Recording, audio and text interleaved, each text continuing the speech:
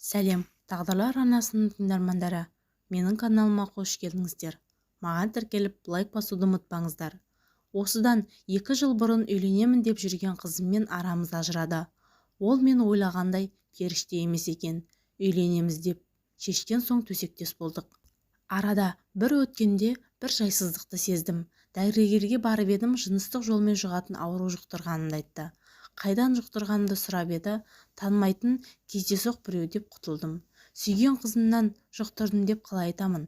Бірақ намысым мұқалып, жігерім құм болды. Дәрігерден шығу бойда қызыма хабарластым. Шұғыл кездесуіміз қажет екенін айттым. Жарты сағаттан соң кездестік. Мен дәрігерге болғанымды айттым.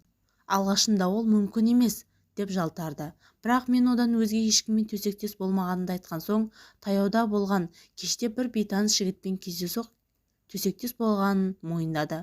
Сүйген қызымның сыртынан өзге біреумен төсектес болып, мені ақымақ қылып жүргені намысыма қатты тиді. Бұл жайды ешкімге айта алмай, тұйықталып жалғыз жүретінімді шығардым. Ой жетегінде кетіп, түнде ұйықтамайтын болдым. Физикалық тұрғыда да, психологиялық тұрғыда да шаршадым. Күндердің күнінде өлуім керек деп шештім. Әлеуметтік желіде суицид жасаудың жолдарын іздедім. Биіктен секіремін деп шештім. Ерте көктем болатын, әлі ептеп ызғар сезілетін мезгіл. Кешкі сағат 5 шамасында көрші тұрған 12 қабатты үйдің шатырына көтерілдім. Басқа ешкім шықпасын деп сырттан іліп тастадым. Шатырдың ернеуіне барып аяғымды төмен салбыратып отырдым. Төменде әрлі-бері машиналар жүріп жатыр екен.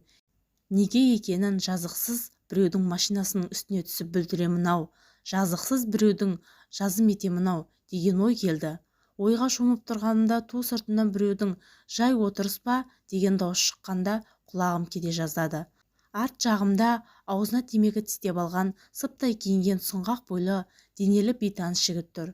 Шатырға шығатын есікті сыртына іліп қойғам. Сонда мынау қалай шатырға шықты деп ойландым. Мен ойымды жинақтап үлгермей жатқанда ол секіретін болдың ба деп сұрады. Күтпеген сұраққа не деп жауап қайтуымды білмей, сен полициядансың ба? Саған кім айтты? Деп өзіне сұрақ қойдым. Ол мырс етіп, жоға, мен жай мына сұлу көріністі қарап тұрмын деді. Ол сөзін жалғап, мына өмірдің мәні жоқ, не үшін өмір сүресің? Кім үшін өмір сүресің деп аузындағы темекісін ішіне тартты. Неге екенін, мен неліктен осы қадамға барғанымды оған айта бастадым. Бейтаныс жігіт кекесін күлкімен, келісейік, сен қазір секіріп өлесің, сонымен бар мәселе шешіледі.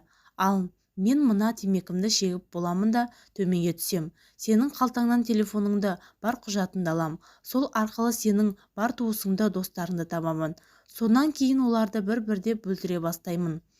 Жай өлтірмеймін, қинап өлтіремін деді. Мынау адам ба, жын ба? Денем шымырлап кетті. Тез есімді жидым.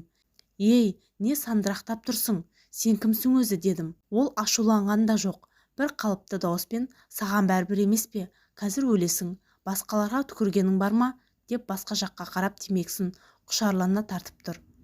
Қой, мен неге өлуім керек? Жүгіріп төмен түстім. Есік алдында тұрып полицияға хабарладым. Арада 5 минут өтпей полиция келді. Мен оларға шатырда бір кісінің маған қоқан-лоққы жасағанын айттым. Полициялармен бірге мен де шатырға шықтым. Бірақ шатырда ешкім болмай шықты. Мен полицейлерге оның шатырда болғанын, төмен түспегенін айттым. Өйткені полиция келгенге дейін мен есік алдында күзетіп тұрдым. Полицейлер менің сөзіме сенбеді. Түсініктеме жаздырып алып, ертең бөлімшеге баруым керек екенін айтып кетті. Мен үйге келдім. Есікті анам ашты. Көптен сағынысқан адамдай анамды құшақтап сүйдім. Мама, тамақ бар ма? Деп сөйлеп ас бөлмеге кірдім.